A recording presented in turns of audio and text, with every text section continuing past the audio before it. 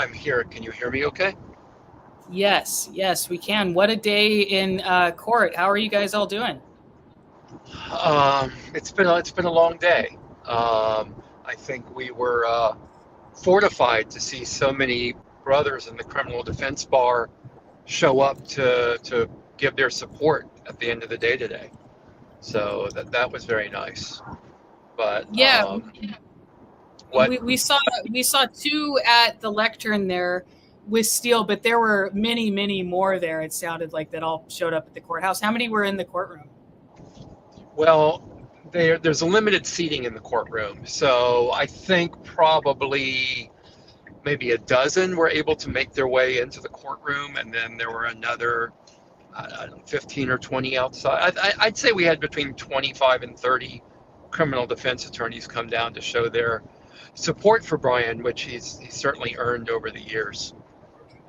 Yeah. It sounded like quite a showing from the criminal defense bar, and it was a real kind of cliffhanger about what was going to happen. I mean, we knew that Woody was going home, but I told people we know Woody's going home tonight, but we're not sure about Brian Steele. But he did walk out of the courthouse, as the photo shows, because he's going to report Friday at 7 p.m. Right, that's what the judge ordered. So we'll see what it eventually ends up happening.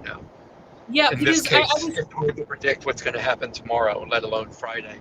right, I was confused about the appeal, because I thought Judge Glanville had said pretty confidently to Brian Steele that he couldn't appeal this, but there's a notice of appeal filed now. But it just seemed like there was a lot of confusion amongst the judge about civil versus criminal. I mean, he had to take some time to kind of review that and make sure he had everything. But is this appealable? I mean, is there a chance that the appellate court is going to step in and Brian Steele's not going to have to report to jail on Friday? Well, I don't know. I'm going to leave that up to the brilliant minds that have been assembled or that have come together to work on an appeal. So Yeah. I certainly trust their knowledge, and they believe it's appealable. So I would defer to them. Yeah, that sounds.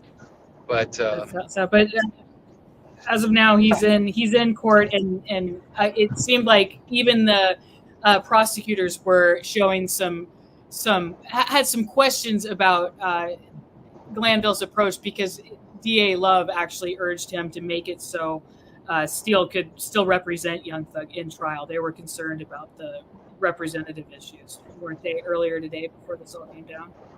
I'm done giving them the benefit of the doubt at this point, and to the extent she did that, I think it was to facilitate continued movement in the trial rather than to provide any sort of assistance for Brian Steele.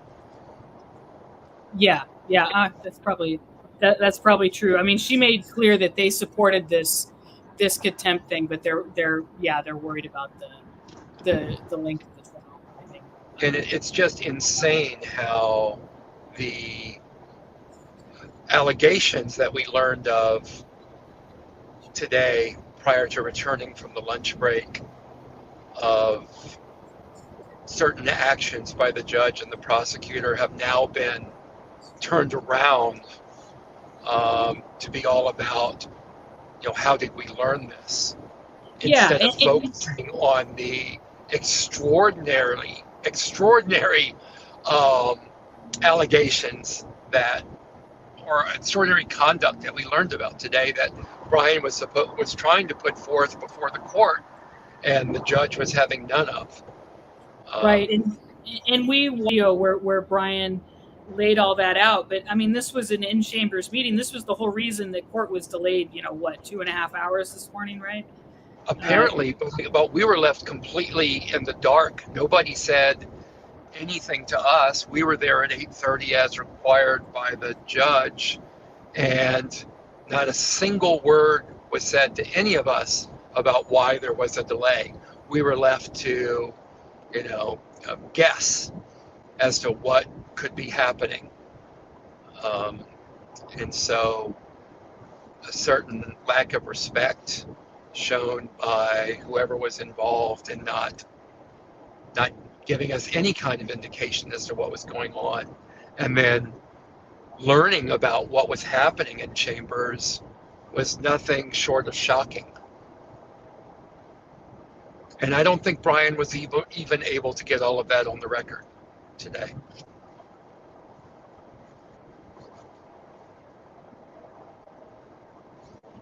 Oh, I can't hear you now.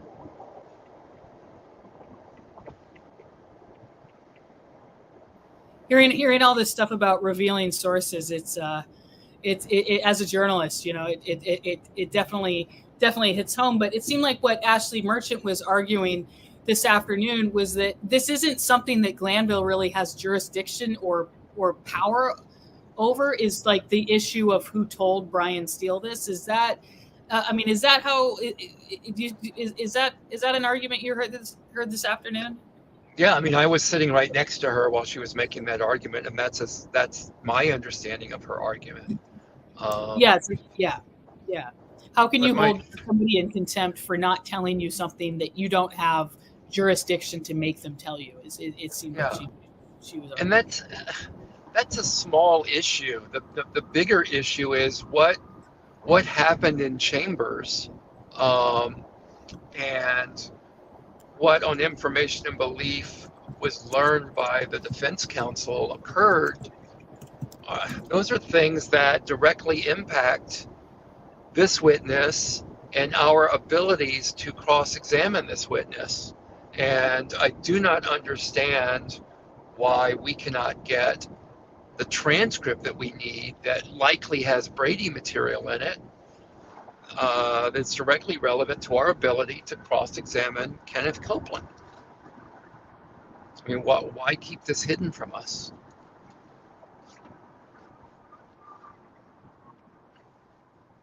And that's what Max Shard raised this afternoon before they left, was that they want the transcript of that, the court reporter's transcript of this in-chambers discussion happened to be released before cross-examination begins, or they're going to be very hindered. But what strikes me is that there's such a lack of recourse for them other than just asking Judge Glanville, and if he says no, then it's just an issue for the Court of Appeals later on. I mean, they just kind of have the defense team, and same with the prosecution when he rules against them.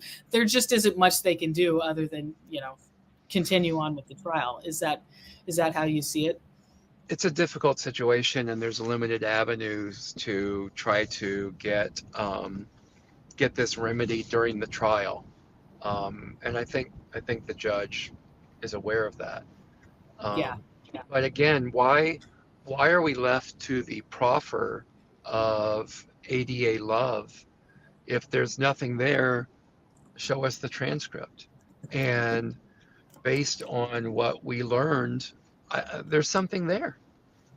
Yeah, because I've said in some posts that when they talk about Brady material, and Max Shard specifically talked about Brady material, and for people who don't know, Brady refers to Brady versus Maryland. It's a 1963 U.S. Supreme Court case that says anything that could be considered exculpatory evidence for the defense, if the prosecution has it, they need to release it. So something like this, like if what Woody said in that meeting with them potentially could be considered exculpatory. But of course, kind of one of the problems with Brady, like Brady complaints are the biggest complaint that you hear from the defense, or the most common complaint you hear is Brady violations, because it's kind of just up to the prosecutors to decide. But here we have Judge Glanville, who is also hearing all this stuff. So it's kind of on him. He has a big responsibility here if depending on what Kenneth Copeland said in there, but there's rumors that he talked about his involvement in Donovan Thomas's murder and things like that. And anything like that would be considered Brady material. I mean, would you argue anything like that as Brady material?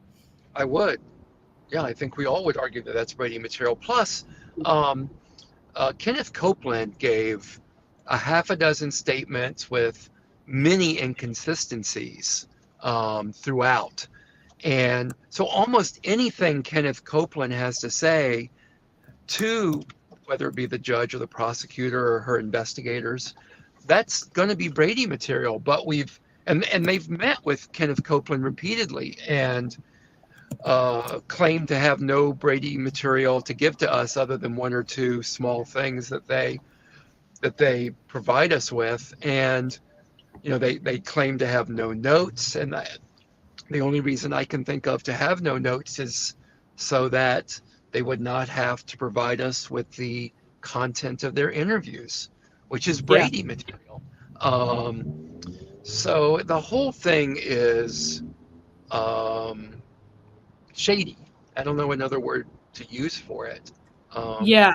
It's funny that this all blew up today because here in California, in Orange County, had a big scandal for years. I mean, you may have heard of it, Doug, because it got national attention, but involving the use of jail informants. And for years, there had been this a network of illegal jail informants who had been trained by the cops to hit up criminal defendants for incriminating information, but then it wasn't revealed to juries at all, or the defense that they were.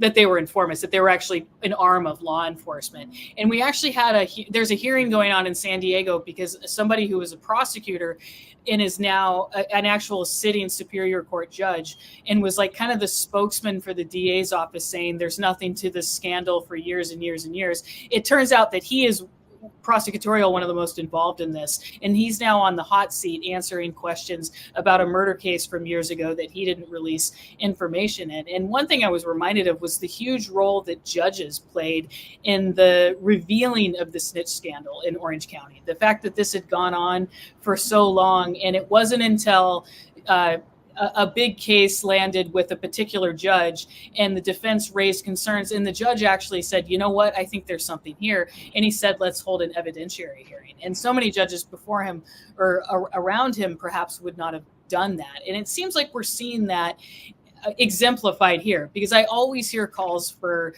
an evidentiary hearing. Well, that's not as frequent as the mistrial, but Brian Steele has been calling for he hasn't used the word evidentiary hearing, but he wants to take testimony about first what was happening with Kenneth Copeland choosing to testify, the kind of back and forth on Friday that happened, but then he wanted some kind of answers on this, and we're just not getting that. And do you see like a culture in the Fulton County Superior Court judges of like kind of taking this stuff on, or how can you kind of describe the approach to that? I don't think I have a large enough data set to answer that with any degree of, I'm going to say, credibility. So Sure. I don't have a good answer to that. Brian was seeking an evidentiary hearing today, and given the allegations that he learned of, it seems warranted. Yeah. And all we're asking for is what we're constitutionally entitled to have. That's all we want. We're not looking for any more than that. And it just feels like we are obstructed in that effort. I thought it was an interesting request, and also a relevant request from Ashley Merchant, who was representing Steele this afternoon. First of all, if this is a criminal proceeding, he needs some kind of due process here, because he wasn't. It was unclear the whole time whether this was criminal or civil, because the way Glanville was talking, I was assuming that it was the same kind of contempt that Woody was being held in, the civil contempt, where they're basically trying to coerce you into doing something. They're not punishing you for something you already did. It's, we're going to put you in jail until you do this thing that we want you to do. But then he made it clear that it's a criminal case, or criminal contempt. So she raises the issue of, isn't he now a witness in this criminal case, and shouldn't he pass this on to another judge? But that didn't go anywhere either. I mean, did you have hope for that one, or can you say? Oh, I've long ago stopped having hope. And that's why I've said, when all these mistrial requests, I've said the attorneys have to know that he is, at this point, I mean, I think always in the beginning of trial, he was never going to grant a mistrial unless he just absolutely has to, because the number of jurors has dropped down below 12. But unless that happens, I just think it's just ride or die through all of this, no matter what. There's no, but you guys as defense counsel still have to make those mistrial motions to preserve the record for appeal. Although as Max argued today, you're not working this case for appeal. You're trying to get an acquittal as is. But that's right. That's what's Yeah. so frustrating. Yeah, we have to make these mistrial motions. And no, like you could even hear with Brian today, not expecting for them to be granted, but we have to do that. And it's so frustrating when we see things that are clearly just wrong, incorrect rulings. And all we're left with is, well, that's an appealable issue. But I don't want my client, Mr. Kendrick, sitting in jail or prison for years while this appeal drags on. Um, Yeah. Yeah. he doesn't get that life back just because an appellate court sides with Mr. Kendrick or Mr. Williams or whoever. That portion of his life is still gone. So let's get it right now. Let's get it right now. Yeah. Yeah. I was thinking about that on Friday when Max asked if before people were taken back to jail if everybody could have a few minutes to meet with their clients, and he made it pretty obvious that I think this was going to be about just something about the fact that Kenneth Copeland was now in custody, and like, let's not have anything happen. But I mean, can you talk at all about how everybody's doing with this? Because we see the attorneys, and hear the attorneys, and we hear the stress going on, but you just don't hear much from the defendants about what they're going through. I mean, can you talk about that at all? You mean what they're going through in terms of just this Just process? the weight. Yeah, just the process and the stress of just being in jail. I mean, has it? Is there anything you can say about that? I mean, I can say that, Mr. Kendrick has been locked up for over 2 years. Deamonte's been sitting there in the jail, and when he has that going on, when he sees the way this trial is dragging out, when there is little effort at all from the side of the state to move with any degree of efficiency, there are days that he's down, obviously. But he's in better spirits than I would be, given the situation. I mean, it's tough on the defense attorneys to go through this, but I can't even begin to imagine what Deamonte's going through, sitting in that jail. It's a miserable, horrible, inhumane environment at Rice Street, and he has to sit through that. And they wake him up at the crack of dawn or before dawn to get him over to the courthouse. The food is terrible. Yeah. And yeah, and then you look at the case the state has against him. He's an innocent man. This process is not. It's not just. Yeah, it's been so long and never ending. It just seems like they're in it for the long haul. I mean, a couple people have asked me, what's going to happen? Is this just going to keep on forever? And especially a couple months ago, I was very beating the drum of, the jurors are going to drop out. It's not going to last through the summer. But you know what? Maybe the jurors will stick around. They still have a few over 12. And just the way Glanville is, if one of those jurors tries to drop out, they're going to be in big trouble. So if the jurors don't drop out, am I wrong to envision this just going on into next year? I mean, we're just going to have summer in a winter. All we can do is make our best guesses, right? My best guess is we have about another year, maybe a little less than a year. The state still has well over 100 witnesses to present. Wow. There's a second murder in this case that hasn't been tried before, even after the Donovan Thomas murder. There's scores of overt acts to go through. There's no end in sight right now.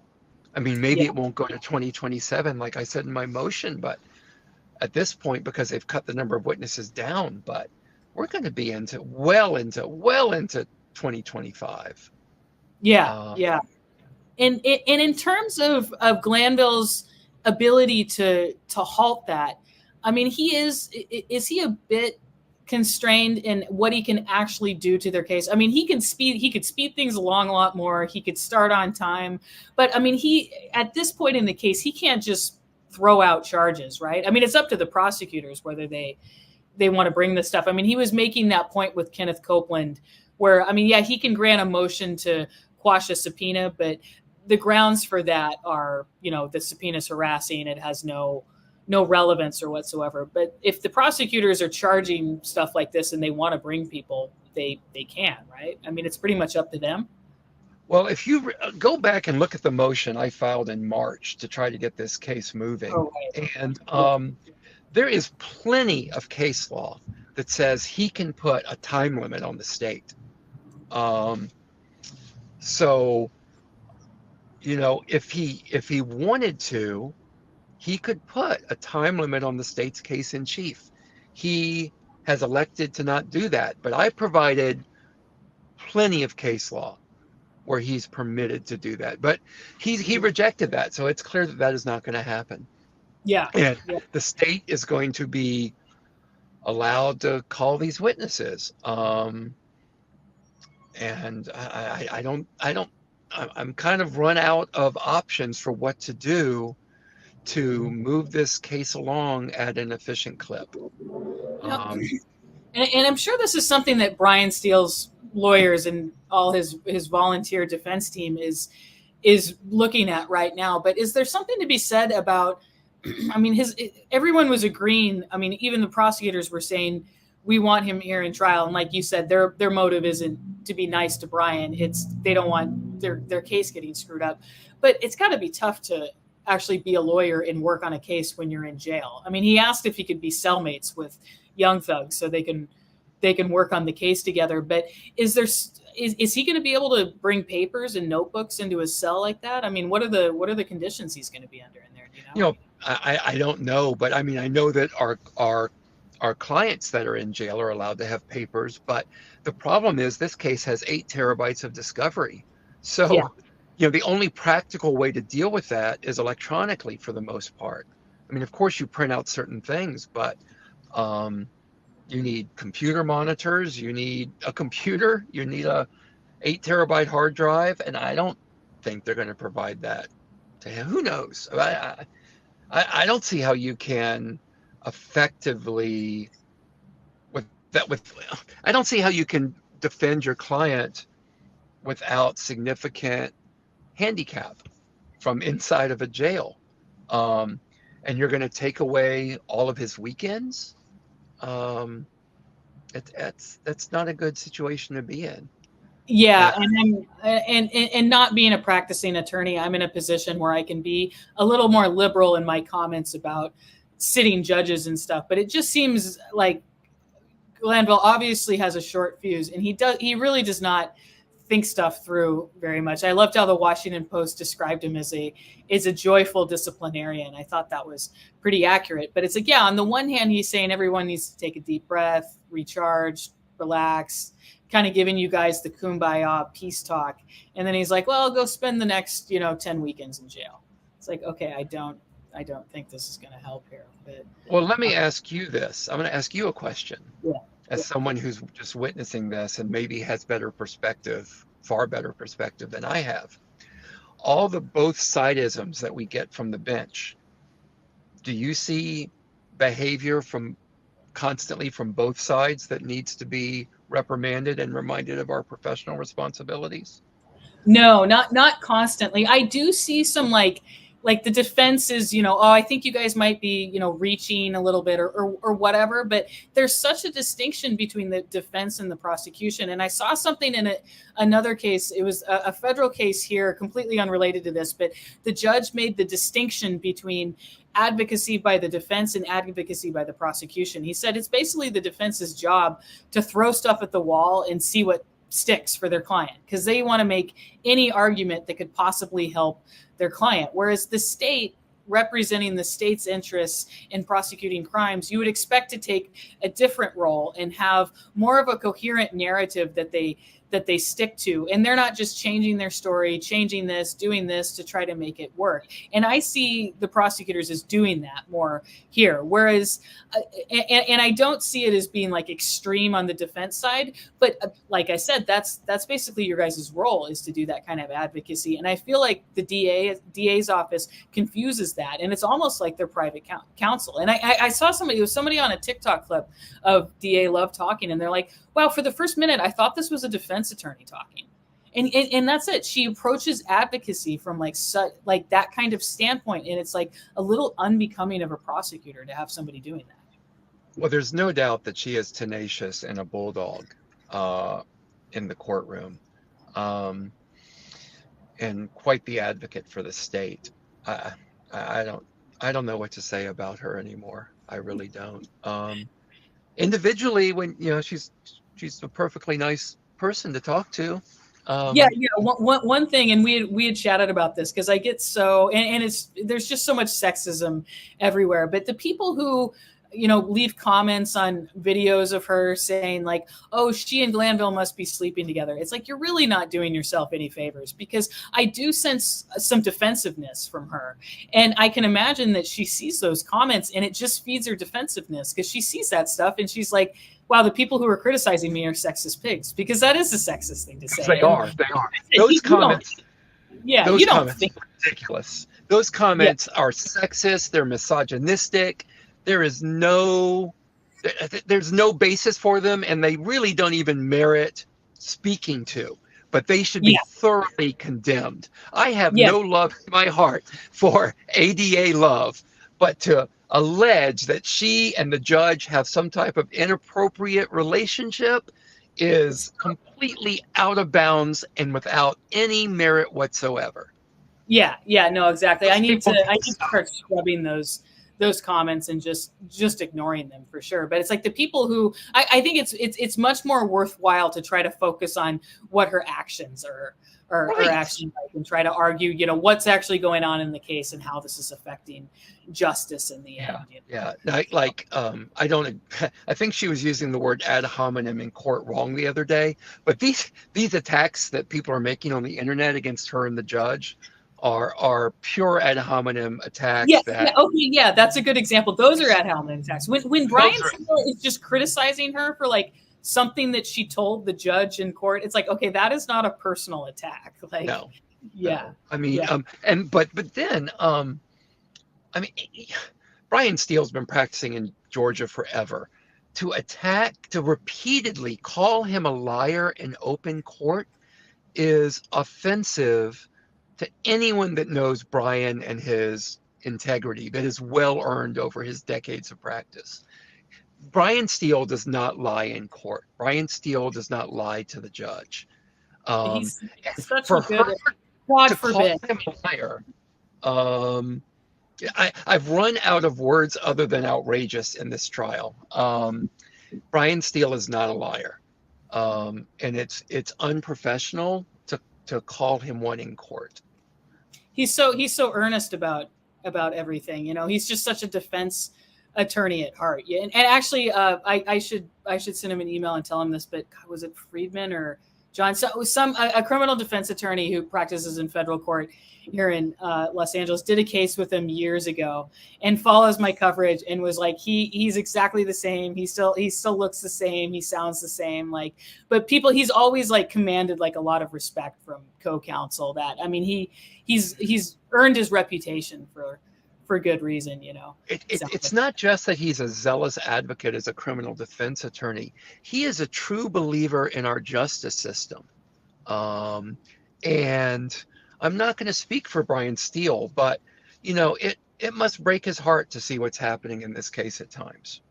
I liked Thugger Daily, who we all follow on Twitter, posted that clip of him talking about how he doesn't like to come to work anymore, and like included a couple broken hearts after it. It's like, yeah, seriously, what a bummer. But the whole case is just such a drain on everybody. How can you guys get through this? But it just seems like it just got all the more stressful. And now, and perhaps you're not in a position to talk about this, but with this being a criminal contempt, I mean, this is done. It's not going to be like it was with Woody, where, Glanville's going to give Brian Steele another chance to say who told him this, right? It's just the book is closed. It's over. He wouldn't tell him who told him that, so he's held in contempt. Or is there, and not that Brian would, but would he? I'm not really going to speak to that. I mean, sure. The judge I don't know. The judge, you can watch the clip, see what the judge said from the bench. I believe that he said that basically Brian has the keys to the jail cell and can get out anytime he wants if he gives the name. But again, I hate this whole focus on Brian and whether or not he's providing the judge with the name, because it distracts from the underlying issue of this ex-parte communication. Everyone agrees. I mean, Rafi, I forget his last name, but he does a lot of federal appeals in the Fifth Circuit, but he's big on Twitter. I saw that he kind of caught wind of this, and he's like, I don't know anything about this case, but he's like, how would an ex-parte meeting like that between judge and prosecutors not just like in this trial, like right now? It's like, well, when the judge who is the one who had the meeting with the prosecutors is the one who's to decide whether that ends the trial or not, like it just doesn't pan out. But it just seems like there's a lot of shock amongst attorneys that this would be even happening. But Glanville seemed to be pretty, I don't know if smug's the right word, but solid on the fact that, he had the court reporter there and the appellate court can just deal with this, right? Like, well, that's a rather, if that's his attitude, it's a rather flippant attitude. Yeah. We have people's lives on the line and we're trying to defend them, and we need to cross-examine it. We need to cross-examine Mr. Copeland. And there are things that may have come up that are relevant to that cross-examination, and we're not going to be provided with that. So, and we're going to have to rely on the proffers of Miss Love, ADA Love. What is the transcript situation? I take it you guys aren't getting same-day transcripts. What's the turnaround that you usually get for transcripts? The judge is not going to provide us with this transcript. Oh, he's going to keep it sealed, huh? That is the impression I get from everything he said from the bench today. Oh, wow. That he has no plans to give us this transcript. He said something from the bench to the effect of, well, the appellate court will have that transcript. And I guess they can review his conduct and the conduct of the prosecutor in chambers. But we need that transcript. Yeah, because like you said, it has to do with just for the cross-examination. And then there's been some, Brian Steele even said on the record that there was some kind of, they thought that Woody had implicated himself in some things or something. And that would all be Brady material for your guys's, like we said. Exactly. Potentially exculpatory evidence. And we've heard it's what Keith Adams said, and it was hard to hear him, I know, in the video, but if even a portion of what we learned is true today, that needs to be there needs to be a hearing on that. We need to understand what happened, because even if a portion is true, that directly implicates the testimony of Mr. Copeland. Yeah.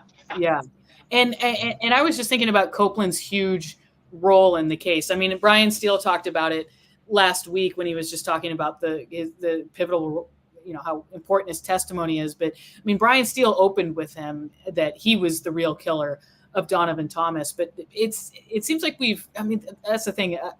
If you just think about my memory, think about the poor jurors, like they remember any of this stuff. But was he one of the ones at the mall? Is that the terroristic threats charge that he had? Was he at the mall with Young Thug on the? You mean at Perimeter Mall in Dunwoody? Was he? Yeah, there? Was he involved in that? I don't recall if he was there. I want to say no, but you're really taxing my memory, because that was months ago that came up in court, and that's been flushed from my brain as new things have come in. So I'm not sure if he was there, but somebody in the comments says he wasn't. Copeland is absolutely central to the prosecution's case.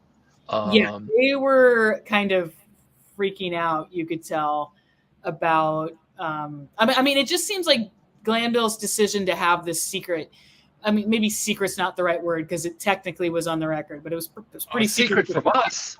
Yeah, pretty secret at the time. It has to stem from what Love was accusing pretty serious accusations against Woody's lawyer on Friday, basically saying that he was like a plant for the defense team. Oh, another completely outrageous statement. Yeah. Just, again, I'm out of words. There's absolutely no collusion between Copeland's attorney and any of the defense attorneys. There's nothing there. So Bumpus, who appeared for Woody today, was Melnick's like replacement because Melnick had plane tickets or something. Yeah. Right? And then the rest of what happened is like kind of what we're dealing with right now. We don't know. We just know what Brian Steele said in court, and then was promptly shut up through the "Who told you that?" He won't reveal his sources. He won't reveal his deep throat. Too bad there's no lawyer shield law because for a reporter, I mean, it's just different because Brian is an advocate. So, he's using, as he should, he's using any information he can to advocate for his client, but there's no shield law that like protects him from having to reveal anonymous sources. But there must be something else. I have to listen to Ashley's argument a little bit more in detail tonight, but it seems like, first of all, she completely schooled Glanville on the civil versus criminal contempt. But it seems like we're going to be, I'm looking forward to reading the filings for the appeal in the next, couple days? Yeah. And Rule 1.6 does require attorneys to hold communication with the client privileged. So depending on, Brian was asserting Rule 1.6 as one of the reasons that he could not divulge his source of information. And I'm sure that's going to end up being heavily litigated in this situation. But, and was that attorney-client privilege? Yeah, it's attorney-client privilege. Well, because that's what I was thinking, because Glanville was saying, well, there's no way this could be attorney-client privilege. It's like, well, theoretically, Young Thug could have heard this from somebody, and then he went and told Brian Steele. So it would be attorney-client privilege if he heard it from Young Thug. But I don't know. Yeah, I'm sure it'll all come out. I'm sorry, but I have to run because I have to do a filing. Sure. Hey, thank you so much for joining us, Doug. We really appreciate it. Yeah, it's good to talk to you, and thank